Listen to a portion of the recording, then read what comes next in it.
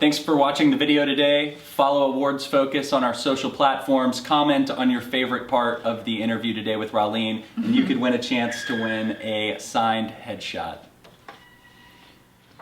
Hai teman-teman, terima kasih udah nonton Awards Focus dan komen di sini tentang bagian favorit kalian tentang di interview ini, dan saya akan membagikan foto ini. Foto ini yang sudah ditandatangan oleh saya dari Hollywood untuk kalian. Yeah. Do you think that what Parasite did this year at the Oscars and what it means to the Asian community and the Asian entertainment industry, do you think that really sets a permanent path and a place, or do you think it's a potentially more of a temporary vibe?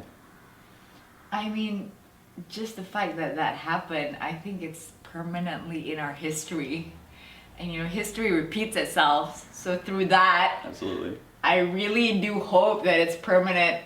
But actually, I know it's permanent. Because once this has happened, once the whole of Hollywood has acknowledged a foreign movie as a best picture, you can't turn back from that.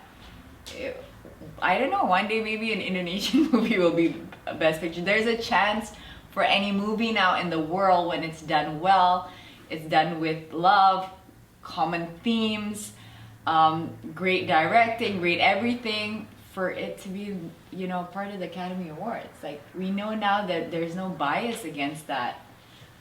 I mean, I personally feel like I thought it was impossible.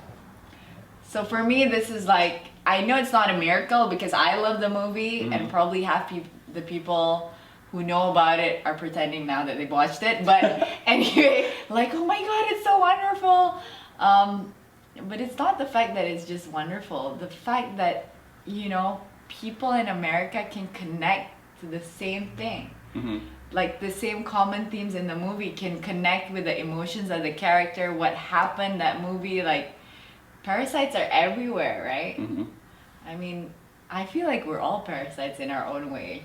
And watching that movie was like cathartic. It's like, yeah, I've been parasitic all my life, you know? Maybe not to this extreme. Sure. But like, that movie really makes you think and feel.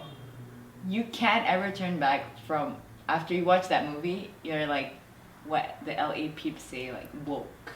You know? For sure, yeah. So I think it's gonna be permanent, for sure. Good. And I did watch that movie, I swear. Okay, sure. I believe you.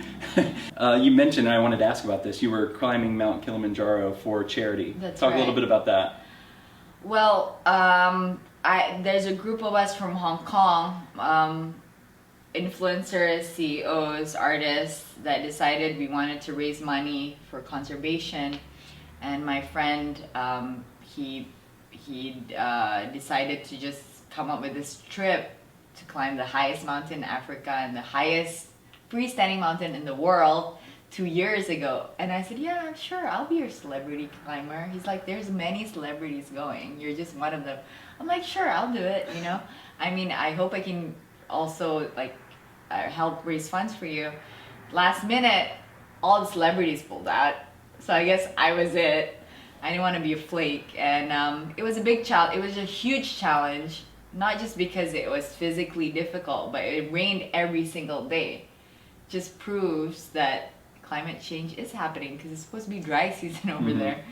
So everything was soggy, wet, cold, slightly smelly. So it added more to the challenge than I bargained for. But I'm glad I did it, and I persevered through. It is kind of, when you're climbing mountains, it's more like you against yourself. Physically just taxing. It's funny, when you're put in that situation, you react weirdly as well. Like, I became so euphoric out of nowhere when actually I miss being on a toilet seat. You know, everything's wet, you can't complain, your toes are freezing, but you gotta walk because even the helicopters can't get there with all the rain and everything. You know, you got to get through it with on your own 2 feet. But I think it was a great start to this year, because I know I have to be on my own 2 feet in Hollywood as well. Yeah, so it was good to have the most difficult thing I've ever done in my life to happen in the beginning of 2020, a new decade. Well, thank God you made it back here. Yes. And on the day that John Panani decides that his wife didn't really want to go, and I was like, I'll go. I made an effort to wait for the Parasite crew to arrive because a lot of people gave up because it was a viewing party in Soho House, so it started at 4 p.m. A lot of people left by the time the Parasite crew came, but I stayed on. Like how I climbed that summit, I stayed on. Yes. So yeah, I was happy. What are some of the projects you're working on, and what does the future look like? I'm working on a project in Indonesia, actually, a comedy. It's a Riches to Rags story. I'm working with one of my favorite, and I feel like he's iconic, Joko Anwar. He's writing the script. That's my main project in Indonesia. Over here, I'm settling down. I have some audition tapes to film this week. Still the Kilimanjaro pictures to choose, select, and upload on my gram, which is important because I have 1 more month to raise these funds. That's the projects I'm working on. And just settling into LA, I think, is a project of its own. Oh, absolutely. Yeah. A lot of hard work and a lot of dedication. Yeah, Absolutely. a lot of dedication. I mean, in Asia, I feel like actresses or just normal people in general, we get a lot of help. You know, we have like maids, chauffeurs, it's affordable. Here it's like, get it done, you know, get it done. And I'm just getting used to being more independent and doing things for myself. Sure.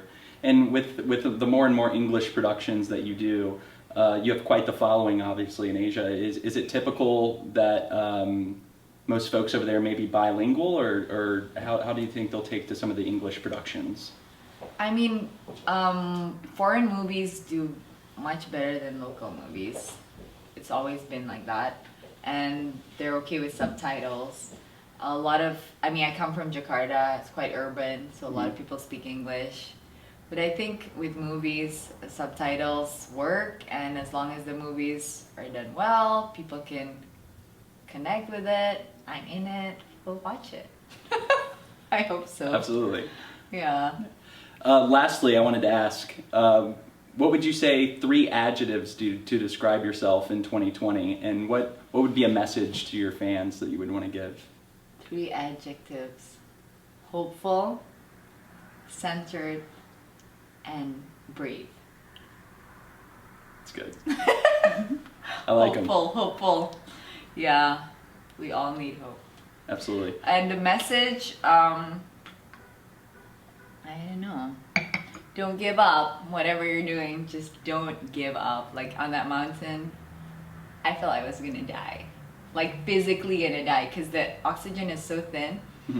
But I knew I didn't want to give up. Like there was no point at all during the rain, the thunderstorm, the hail, the freaking blizzard, my boots being wet, soggy. There was no point at all for 2 seconds. I thought, oh, I want to get down from this mountain. Because I didn't go that far to go that far. And guys, if you're already going so far, you didn't get that far to just go that far.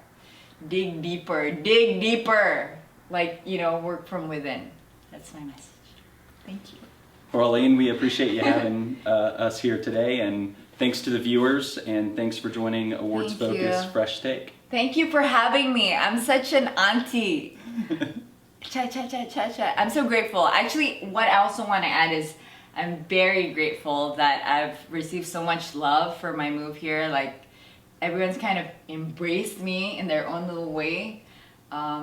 Especially David. I mean, I'm so grateful to have him as my manager. You guys, thank you for having me on your show, and let's see where this journey takes me.